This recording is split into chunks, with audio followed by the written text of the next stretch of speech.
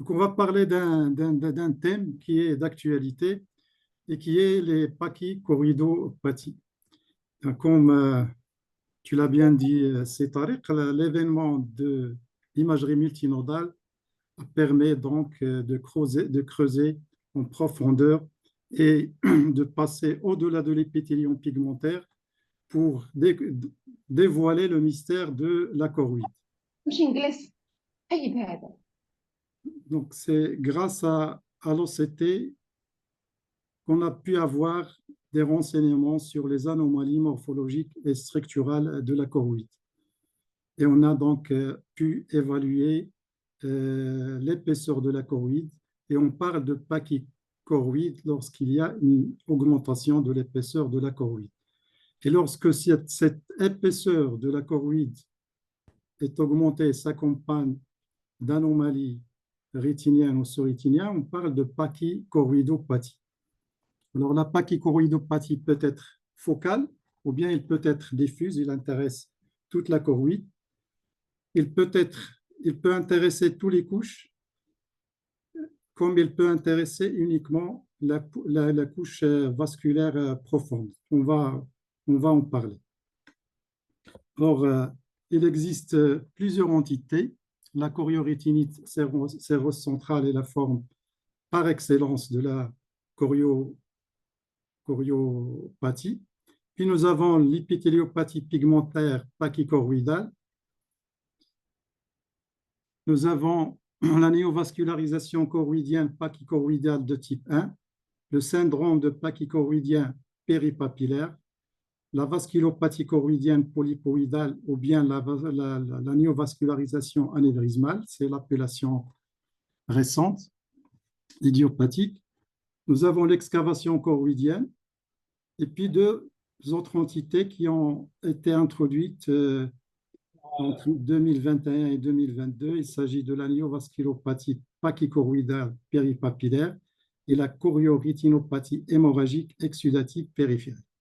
Donc, tous ces entités ont comme substratum commun une pachychoroïde. Si on n'a pas une pachychoroïde, on ne peut pas parler de ces entités. Exception faite pour la choriorétinite centrale parce qu'on a détecté des authentiques choriorétinites cérocentrales sans pachychoroïde. C'est l'exception de cette classification. Alors que toutes les autres sont accompagnées d'augmentation d'épaisseur de la choroïde. Si on n'a pas une augmentation de l'épaisseur de la choroïde, il faut revoir le diagnostic. Alors, un bref rappel sur l'OCT maculaire. Alors, donc, actuellement, l'OCT nous a permis de gagner en largeur et également en résolution et également en profondeur. Donc, vous connaissez tous l'OCT maculaire dans laquelle on voit deux couches sombres qui correspondent aux couches nucléaires internes et externes, deux couches hyper-réflectives qui correspondent aux plexiformes internes et externes, puis on a la couche des cellules ganglionnaires et la couche des fibres optiques. On a un élément très important qui va nous renseigner sur le pronostic, c'est la ligne. C'est cette petite fine couche hyper-réflective qui correspond à la limitante externe. Et puis, on a une autre ligne hyper-réflective qui correspond à la réflexion de la lumière sur un matériel ellipsoïde mitochondrial au niveau des articles externes et qui correspond à la zone ellipsoïde, parfois, donc autrefois appelée ligne ISOS. Et puis, nous avons la couche myéloïde qui correspond donc à l'interaction des photorécepteurs avec les interdigitations de l'épithélium pigmentaire. Ce qui est important à connaître, c'est la choroïde. Donc, la choroïde, elle est subdivisée en trois couches. Vous avez la couche profonde avec des vaisseaux de gros calibre qu'on appelle la couche de Haller. Puis, vous avez une couche intermédiaire faite de vaisseau de moyen calibre qu'on appelle la couche de Sattler, et puis une troisième couche qui est la choriocapillaire. Donc, la dilatation se fait essentiellement aux dépens de la couche de Haller qui peut écraser les autres couches et entraîner des phénomènes de superpression et d'ischémie. Alors, la pachychoroïdopathie peut intéresser toute la choroïde, depuis le centre, c'est-à-dire au niveau de la macula, puis autour de la papille, le syndrome pachychoroïdopathie et la néovascularisation pachychoroïdiale péripapillaire, et puis au niveau de la périphérie, on a la choriorétinite hémorragique exsudative périphérique. Donc, toute la choroïde peut être intéressée par cette augmentation d'épaisseur avec les phénomènes qui en suivent.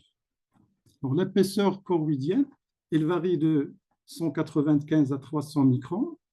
Elle varie selon l'âge, selon la pression artérielle. On sait que la choroïde est un carrefour d'un débit très élevé, l'un des débits les plus élevés de l'organisme. Il varie également en fonction de la longueur axiale. Vous voyez ici un patient très formio où on voit la choroïde réduite à une mince couche avec un épaississement scléral. Donc, les vaisseaux de la choroïde, ils diminuent de calibre lorsqu'ils atteignent le pôle postérieur, contrairement aux vaisseaux dans la pachychoroïdopathie où ils gardent un calibre élevé avec une hyperperméabilité responsable des phénomènes exsudatifs. Donc, quelles sont les formes de la pachychoroïdopathie? Je déplace la caméra un petit peu. Alors, la première forme, c'est l'épithéliopathie pigmentaire pachychoroïdale. C'est une modification de l'épithélium pigmentaire au niveau du pôle postérieur. On a une alternance entre des zones d'auto-hyperfluorescence et des zones d'auto-hypofluorescence. Donc, cette alternance qui correspond à des zones d'atrophie et des zones d'hyperplasie correspond donc à la pachychoroïde pigment épithéliopathie. Cette modification s'opère au niveau d'une choroïde épaisse et parfois on regarde d'un gros vaisseau, un vaisseau de la couche de Haller très dilatée. Elle est généralement asymptomatique. Elle est découverte lors de l'examen systématique d'un œil contralatéral chez un patient qui présente une choriorétinite sérocentrale et qui peut parfois constituer une forme de guérison de la choriorétinite sérocentrale elle-même. Alors, actuellement, on distingue 4 types de cette épithéliopathie pigmentaire. Alors, on a une simple élévation avec parfois un défect. La deuxième forme, c'est un petit DEP, mais toujours on regarde d'un gros vaisseau, d'une dilatation vasculaire de la couche de Haller.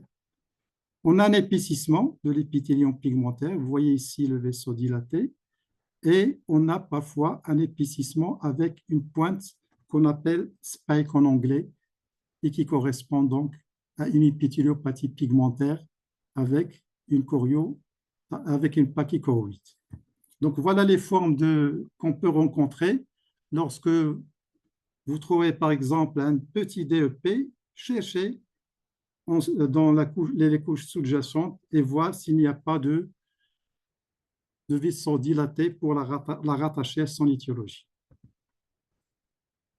Donc, c'est l'importance des photons en autofluorescence qui vont vous montrer cette alternance et l'OCT qui va vous montrer cette pachychoroïde et surtout ces pachyvaisseaux.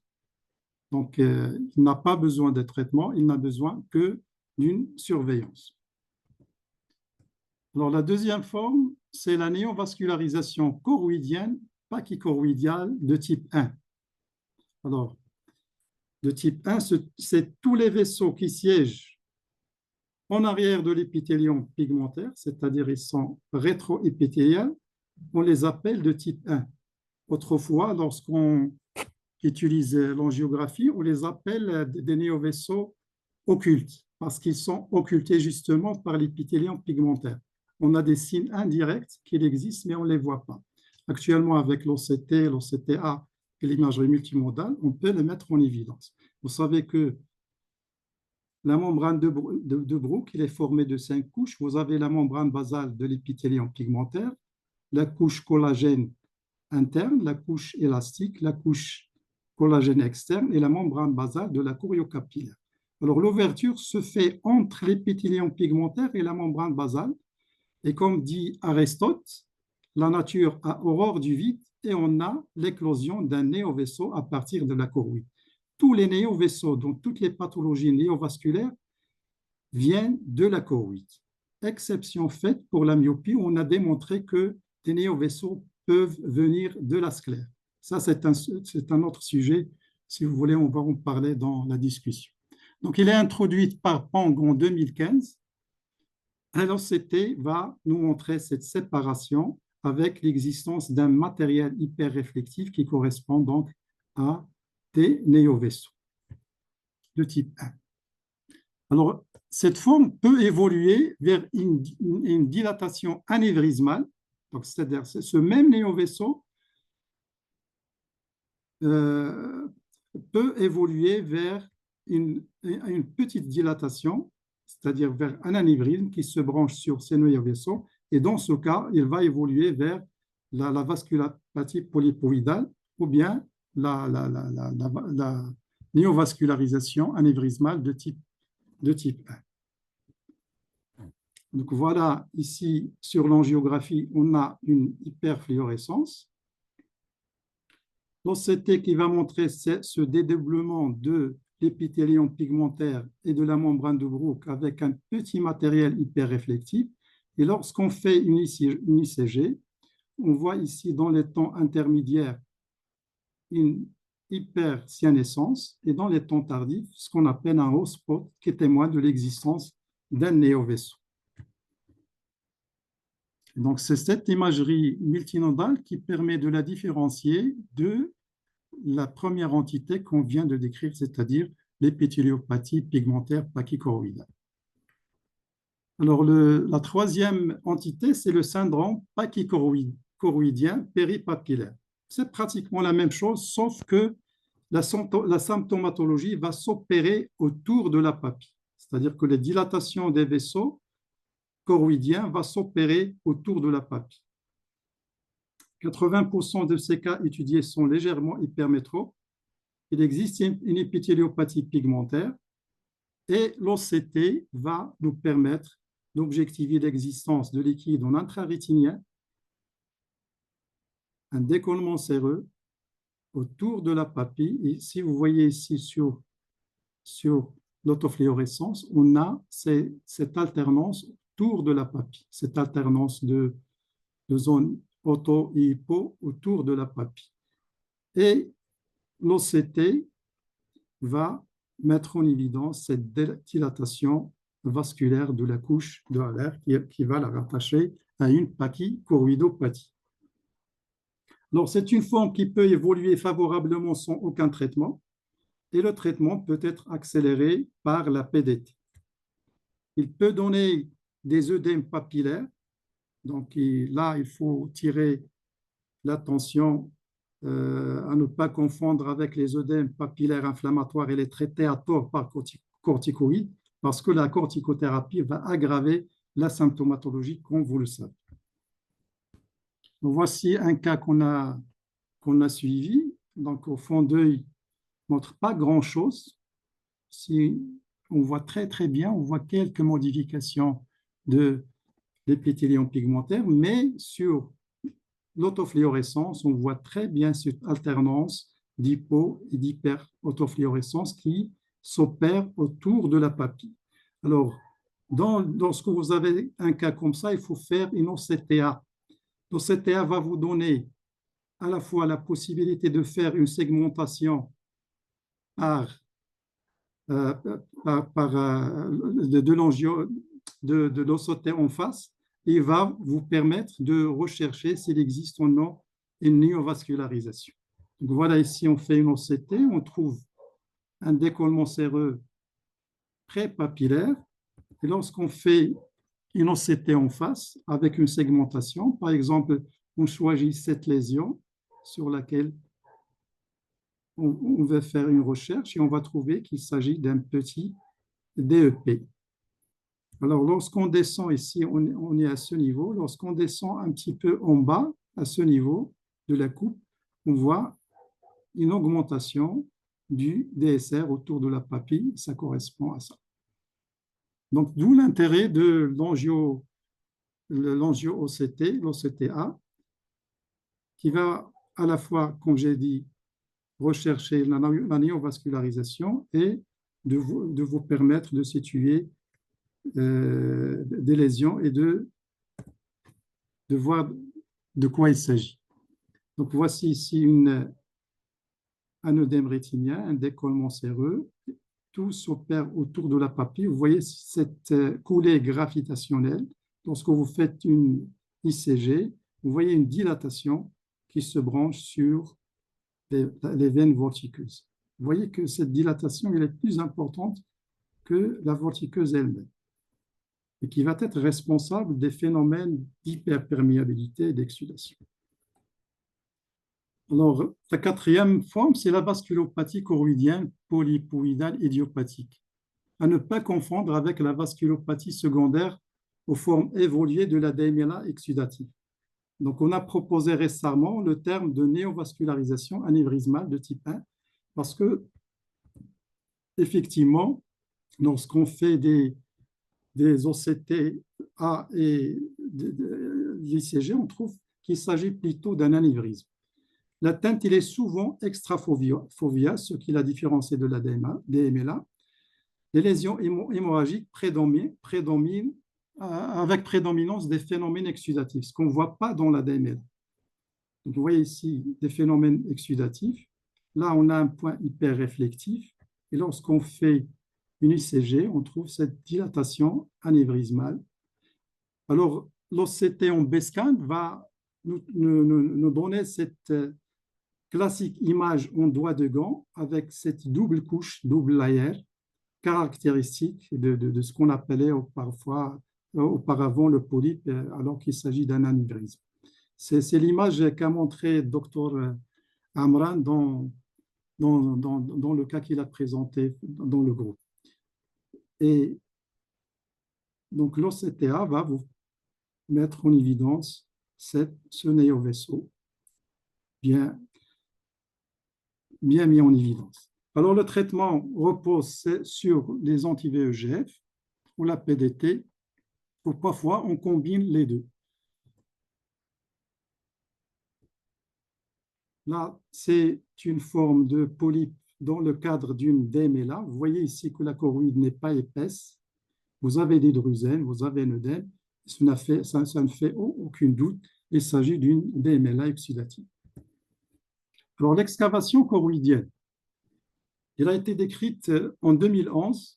Elle peut être unique ou multiple, avec absence de staphylon, ce qui l'a différencié de l'ectasie sclérale. L'âge de prédilection se situe entre 40 et 50 ans.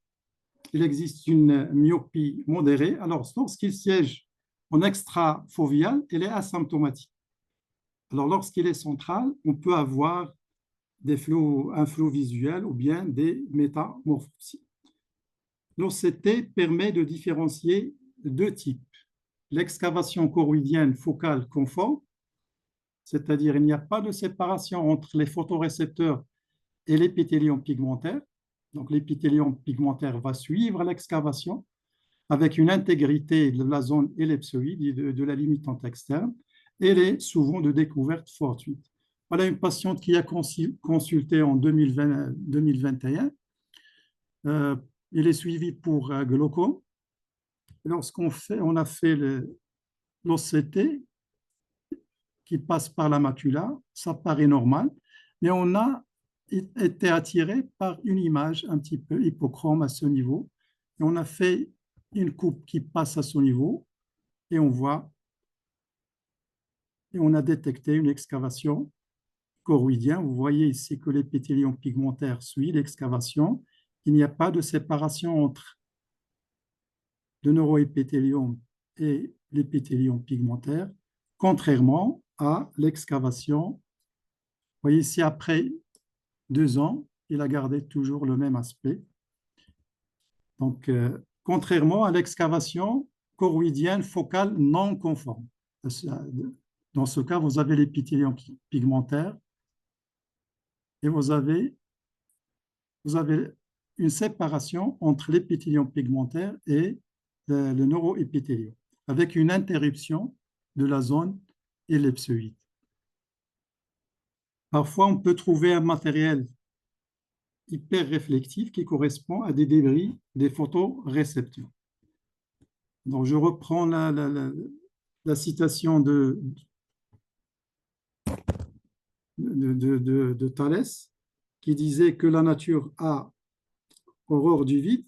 Alors, lorsque vous avez un vide, vous avez une éclosion d'un néovaisseau qui peut migrer en sous-épithélié et se compliquer d'une néovascularisation. Donc, l'excavation choroïdienne peut se compliquer également d'une néovascularisation de type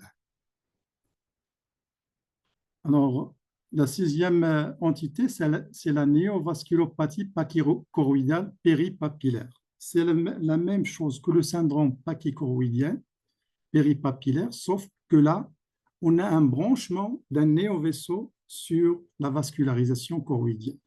Il a été mis en évidence récemment en 2022 et rattaché à la pachychoroïdopathie. Vous voyez ici cette alternance d'images d'hypo et d'hyperfluorescence. Ici, sur l'OCT, on a un décollement séreux. Et sur l'OCTA, on a un beau paquet néovasculaire. Donc, c'est ce qui permet de parler de la néovascularisation pachychoroïdienne péripapillaire. Alors, la 7e entité, c'est la choriorétinopathie hémorragique exudative périphérique. Elle a été décrite en 1980, donc elle est assez ancienne. Donc, plusieurs globes, malheureusement, ont été énucléés parce qu'on l'a confondé avec un mélanome. Il n'a été rattaché à la pachychoroïdopathie qu'en 2021. Effectivement, grâce à l'OCT, l'imagerie multinodale, au niveau de la périphérie, on opère des dilatations un petit peu anévrismales. Vous voyez ici des décollements séreux et surtout une choroïde épaissie en périphérie, donc, contrairement à la choroïde normale qui est amincie en périphérie. Je ne sais pas, est-ce qu'on peut enchaîner par la choriorétinite centrale ou bien j'ai pris beaucoup de temps? Ah, oui, on aimerait bien parler de la choroïdite centrale parce que D'accord, je vais un petit peu la survoler parce que c'est une entité que vous connaissez tous, il n'y a pas de mystère. Donc, c'est une pathologie pachychoroïdienne par excellence. Sous ce terme de choriorétinite séroscentrale, on regroupe tous les décollements séreux maculaires. Il existe des formes aiguës et des formes chroniques. Alors, il n'y a pas de consensus sur le délai de passage de la forme aiguë à la forme chronique. Certains parlent de 3 mois et d'autres de 6 mois. Nous, on va dire entre 3 et 6 mois. Donc, la forme aiguë évolue vers la guérison spontanée, mais il y a possibilité de récidive dans 15 à 50% des cas. Les formes chroniques nécessitent donc une prise en charge parce qu'il y a une menace de perte d'acuité visuelle centrale par perte des photorécepteurs et des modifications structurales qu'il engendre. La néovascularisation peut se voir dans 2,5% des cas. Les corticoïdes, comme vous le savez, c'est un facteur déclenchant ou aggravant. Et les tendances actuelles, c'est de traiter précocement. On va y revenir. Donc, je ne vais pas insister sur l'épidémiologie ni sur les facteurs de risque, vous les savez. mais je vais insister un peu plus sur les formes cliniques. Il n'y a pas de consensus sur cette classification, mais elle a été proposée par plusieurs auteurs. Nous avons la choriorétinite séreuse centrale aiguë, nous avons la choriorétinite séreuse centrale chronique, la choriorétinite séreuse centrale multifocale, la choriorétinite centrale qui s'accompagne avec une réaction fibrineuse très importante. Il y a des formes complexes et chroniques de choriorétinite séreuse centrale avec néovascularisation. Et puis, nous avons les hématomes sous-rétiniens dus à la choriorétinite séreuse centrale et parfois des décollements exsudatifs bulleux. Je vais vous donner quelques exemples rapidement. Ça, c'est la choriorétinite séreuse centrale aiguë que vous connaissez tous avec cette bulle de décollement séreux qu'on voit très bien à l'OCT. L'imagerie multimodale va rechercher le point de fuite. Parfois, il est absent en angiographie et c'est l'ICG qui permet de le détecter. Et c'est l'extrafoveal, c'est bien parce qu'on peut proposer un laser pour accélérer la guérison. Alors, l'ICG va nous renseigner sur l'étendue, l'activité, la cicatrisation. Ici, vous avez un point actif et ici, vous avez un point inactif. Là, c'est l'évolution spontanée d'un patient qu'on a suivi. Donc, au bout de 4 semaines, il a séché le liquide spontanément. La choriorétinite séreuse centrale multifocale s'accompagne de plusieurs points de fuite. L'imagerie multimodale est très importante pour détecter ces points de fuite. Puis la choriorétinite séreuse centrale fibrineuse qui s'accompagne d'une réaction fibrineuse très importante, mais qui est accompagnée encore une fois de plus d'une pachychoroïdopathie qui permet de poser le diagnostic et de ne pas la confondre avec d'autres entités qui s'accompagnent donc d'un dépôt de fibrine. La choriorétinite séreuse centrale compliquée de néovascularisation, ça c'est donc l'ICG et l'OCTA vous permet de faire le diagnostic en montrant le paquet néovasculaire. Et surtout l'épithélium pigmentaire où vous n'avez pas d'hydrogène et surtout vous avez une pachychoroïde qui permet de la différencier d'une DMLA, surtout que les choriorétinites séreuses centrales compliquées se voient chez les sujets au-delà de 50 ans. Nous avons la choriorétinite séreuse centrale qui s'accompagne d'un hématome. Sachez qu'il existe. Et c'est donc l'imagerie multinodale qui va montrer cette coulée gravitationnelle qui va la relier à la choriorétinite séreuse centrale. Puis vous avez la choriorétinite séreuse centrale chronique bulleuse. Généralement, c'est une forme qui s'accompagne d'une déchirure de l'épithélium pigmentaire et qui donne un décollement oxydatif très important qui peut prêter confusion avec le Vogt Koyanagi, mais l'OCT permet de redresser le diagnostic. Donc, l'OCT permet de mesurer, ça vous le savez, le traitement. Alors, le traitement repose sur la PDT. Malheureusement, il y a actuellement une pénurie de la Visudyne. La PDT en demi-dose ou en demi-influence, les anti-VEGF, le laser lorsque le point de fuite est extrafoveal, les antagonistes à récepteurs des minéralocorticoïdes, on va voir que leur action, c'est plus un placebo qu'une action donc, dans la choriorétinite séreuse centrale. Puis on a essayé d'autres médicaments dans des cas, dans des publications sporadiques qui, selon les auteurs, ils permettent un assèchement du liquide. Alors, le schéma thérapeutique, il n'y a pas, malheureusement, on va traiter au cas par cas. Mais globalement, la choriorétinite séreuse centrale aiguë, dans nos pratiques quotidiennes, on préconise l'abstention et le soutien psychologique. Mais je vais vous montrer dans une étude méta-analytique que ce n'est pas le consensus général. Le laser précoce, si handicap visuel et point extrafoveal, dans la choriorétinite séreuse centrale chronique, en plus du soutien psychologique, on a recours aux anti-VEGF, ici échec, la PDT ou parfois la PDT d'emblée. Donc voilà cette étude méta-analytique. Alors les auteurs concluent Vous pouvez, je ne sais pas, est-ce que vous voyez bien, dans cette revue, Current Evidence, c'est-à-dire ce qui se dégage actuellement des tendances, c'est de suggérer un traitement rapide de la choriorétine centrale par la PDT qui permet donc une récupération de l'acuité visuelle.